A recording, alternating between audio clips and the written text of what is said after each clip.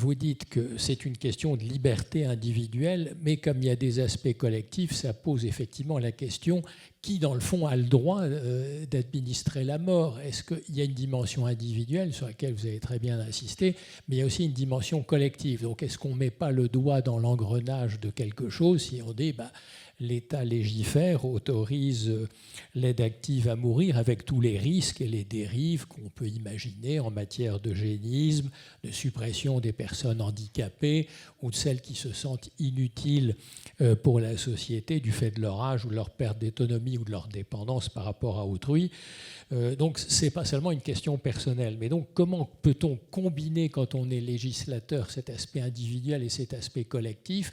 Peut-on donc encadrer les débordements possibles, ou alors est-ce qu'on met le doigt vers une société, dans le fond, où il y aurait ce que certains appelaient l'émergence d'une biopolitique ou d'un biopouvoir de la puissance publique qui aurait le pouvoir d'ordonner la mort ou de laisser mourir avec tous les dangers que ça représente. Donc, de votre point de vue, est-ce que, en reconnaissant ce droit, on est vraiment en présence d'une rupture anthropologique et irréversible, avec l'interdiction de tuer autrui, qui est quand même une sorte de règle de l'humanité.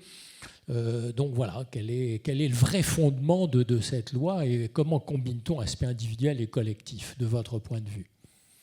Claire, voulez vous exprimer là-dessus ? Je vais commencer rapidement parce qu'après je pense que ça va être source d'un débat entre Jonathan et Damien. Moi juste j'ai un problème quand on dit ça. Alors encore une fois, je pense que légaliser ou non l'aide active à mourir, c'est un vrai choix de société. Et donc on peut choisir l'un ou choisir l'autre, et après on peut sortir tout un tas d'arguments en faveur de l'un ou en faveur de l'autre. On les a entendus, on les entend depuis très très très très longtemps. À un moment, il y a la question de quel choix, quel projet de société on veut construire. Est-ce que c'est un projet en faveur d'une aide active à mourir ou non ? Si c'est en faveur d'une aide active à mourir, à quelles conditions, etc. Voilà, c'est pas ça ce sur quoi j'ai envie d'insister, mais en fait, par contre, j'ai un problème quand on parle de cette rupture anthropologique, parce que ça sous-entend qu'on est tous épouvantables, en fait. Enfin, à un moment, non, mais dans le sens où on n'aurait pas envie. Enfin, ça sous-entend que les humains, alors on sait que c'est vrai, mais on serait capable de. Enfin, on irait vers quelque chose où on protégerait plus l'autre, où on s'entraiderait plus, où on serait plus solidaire, etc., etc., etc. Et donc, vraiment, peu importe la décision qui sera prise sur la question de l'aide active à mourir, je trouve que ça interroge quand même sur la perception qu'on a de l'humanité et donc de nous-mêmes.